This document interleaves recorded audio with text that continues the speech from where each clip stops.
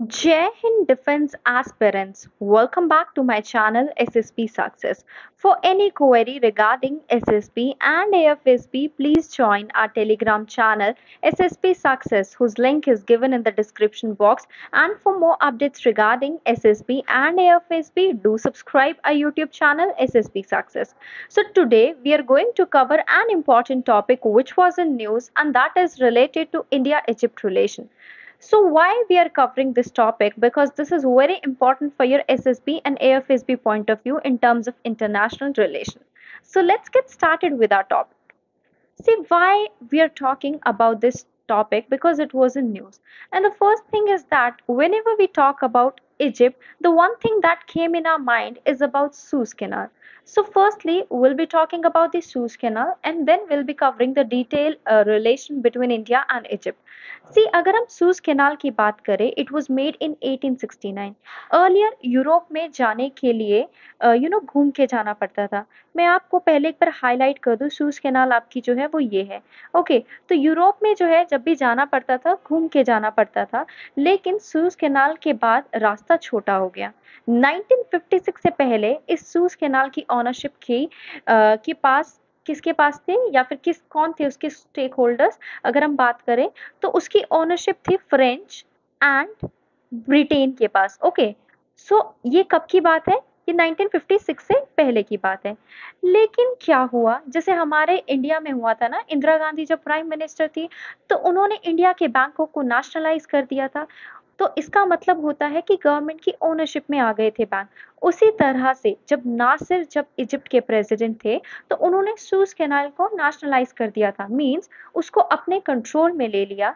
जो जब नासिर इजिप्ट के प्रेसिडेंट थे तो उन्होंने क्या किया, नेशनलाइज कर दिया. अब नेशनलाइज कर दिया तो ये बात जो है फ्रेंच और ब्रिटेन कंट्रीज को तो अच्छी नहीं लगेगी. सो ऑफ कोर्स उनका जो है उनको चिढ़ हो गई, हम कह सकते हैं. इवन इसराइल इसराइल की अगर आप जो है पोजीशन देखो, किसमें, मैप में इसराइल आपका यहाँ है, इजिप्ट के जस्ट ऊपर है ना. तो इसराइल भी जो है इस बात से खफा, या फिर हम कहें उसको भी ये चीज पसंद नहीं आई थी.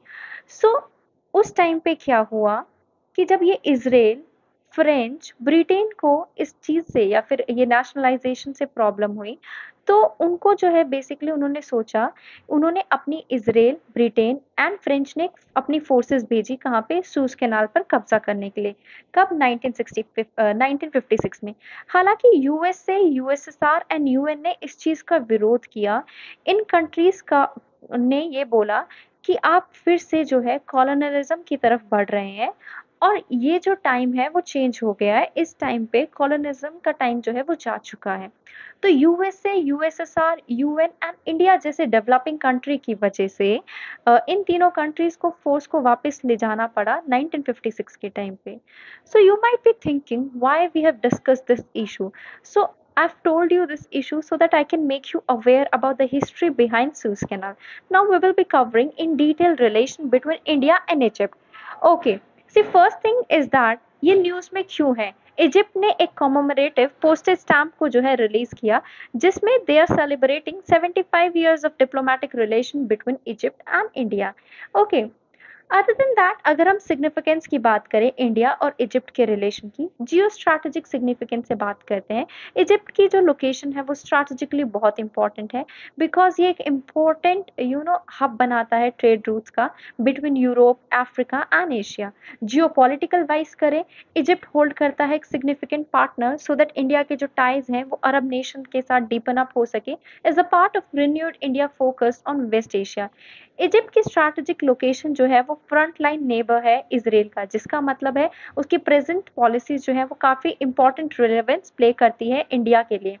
इजिप्ट की ग्रेट इंपॉर्टेंस है नेशनल मल्टी लेटरल फॉरम्स में, जो इसमें कौन कौन से हैं, नॉन अलाइन मूवमेंट की बात करें, G77, जिनकी कंट्रीब्यूशन जो है बेसिकली साउथ साउथ कॉपरेशन में है.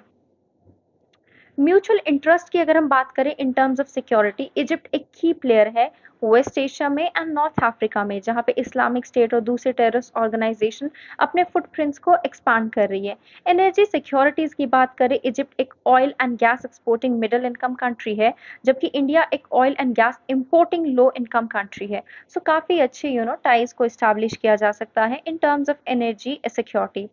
Potential partners in solar and other renewable energy.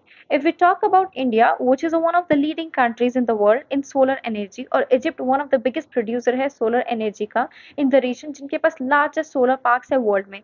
So Egypt one of the major countries है जो attract कर सकता है investment in green hydrogen energy, जहाँ पे इंडिया की कंपनीज को भी इंटरेस्ट है. If we talk about renewed dependency amid Russia Ukraine war, देखो ऑनगोइंग वॉर की वजह से क्या हुआ है, एग्जैस्परेट हुआ है इजिप्ट के इकोनॉमिक वॉर्स का, बिकॉज उनकी जो है इंपोर्ट कम हो गई है वीट की यूक्रेन एंड रशिया से वॉर की वजह से. सो उसी कंटेक्स्ट में इंडिया जो है वो एक ऑल्टरनेटिव सप्लायर जो है वो बन सकता है वीट का इजिप्ट के लिए. इंडिया ने रिसेंटली एग्जाम्प्ट किया इजिप्ट को from wheat export ban impose amid the brutal heat wave conditions in the country. Okay, so मतलब अब हमारी जो है वीट सप्लाई की जा रही है इजिप्ट को, और इजिप्ट को जिसकी वजह से प्रॉब्लम हो रही थी, किसकी वजह से, यूक्रेन एंड रशिया वॉर की वजह से उनको वीट कम मिल रही थी. एरियाज ऑफ कॉपरेशन की बात कर लेते हैं. If we talk about political relation, दोनों कंट्रीज फाउंडिंग मेंबर है नॉन अलाइन मूवमेंट के. इंडिया इजिप्ट ने कंक्लूड किया था फ्रेंडशिप ट्रीटी को 1955 में और कॉपरेट किए थे क्लोजली इन मल्टीलेटरल फोरा. इकोनॉमिक रिलेशन की बात करें, India Egypt bilateral trade agreement operation में है सिंस 1978 और ये बेस्ड है मोस्ट फेवर्ड नेशन क्लॉज से. बायलेटरल ट्रेड जो है वो एक्सपैंड किए हैं रैपिडली इन 2021 टू 2022, जिसकी वजह से 7.26 बिलियन रजिस्टर्ड हुआ है. क्या चाहिए, 75% increase as compare to the earlier year in the India. Defence relation की बात करें, दोनों कंट्रीज जो है वो स्ट्रेंथन कर रही है अपने डिफेंस cooperation को collectively by expanding military to military engagement, launching joint exercises जैसे desert warrior और joint defense industry cooperation में भी उनका जो है cooperation बढ़ रहा है. इंडिया ने ऑफर किया है एक प्रोडक्शन फैसिलिटी बनाने के लिए for manufacturing of light combat aircraft as well as helicopter, because Cairo focus कर रहा है local production and technology transfer पे. If we talk about counter terrorism, national security council जो है दोनों गवर्नमेंट की, उन्होंने एंटर किया है एक मोमोरेंडम ऑफ अंडरस्टैंडिंग में. इंडिया और इजिप्ट का जो है एक जॉइंट वर्किंग ग्रुप है काउंटर टेररिज्म पे.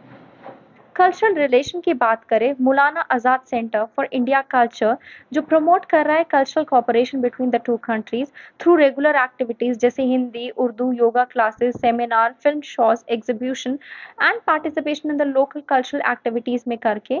सो ये भी एक इम्पॉर्टेंट भी कह सकते हैं एरियाज ऑफ कॉपरेशन है. दूसरे एरियाज ऑफ कॉपरेशन है हमारे स्पेस, साइंस, टेक्नोलॉजी और एग्रीकल्चर रिसर्च में भी इजिप्ट के साथ. Other than that let's talk about conclusion.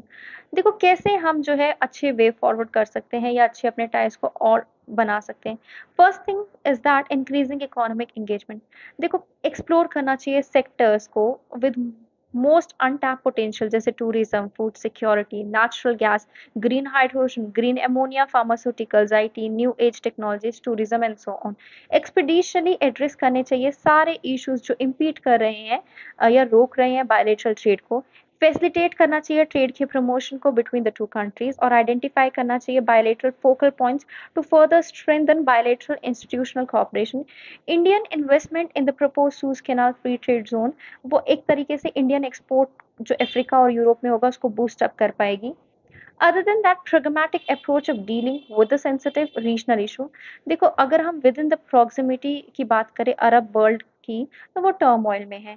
तो एक इंटेंसिफिकेशन होनी चाहिए पॉलिटिकल एंड इंटेलिजेंस कॉन्टैक्ट्स की बिटवीन द टू कंट्रीज जो म्यूचुअली बेनिफिशियल हो. इजिप्ट की जो क्लोज इंटेलिजेंस एक्सचेंजेस है इसराइल के साथ, उसकी वजह से एक 3-वे इंटरेक्शन हो सकता है इजिप्ट, इंडिया एंड इसराइल के साथ, जो एडवांटेजेस होगा तीनों कंट्रीज के लिए.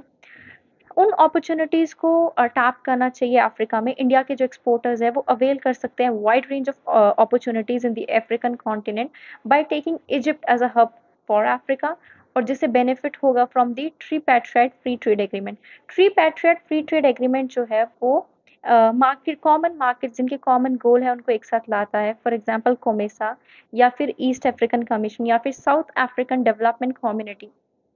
Other than that, investment opportunities for Indian companies in the field of solar energy. Egypt जो है बन सकता है एक regional electricity interconnection hub by establishing what electricity connection with the neighboring countries जैसे जॉर्डन, सूडान, जैसे कि हमने मैप में इनकी लोकेशन देखी थी, they were the neighboring countries of Egypt. So guys, that was all. I hope you like the video. If you like it, do like it, share it, and subscribe our YouTube channel SSP Success. Guys, your likes and comment motivate us to make more and more videos on time. Thank you.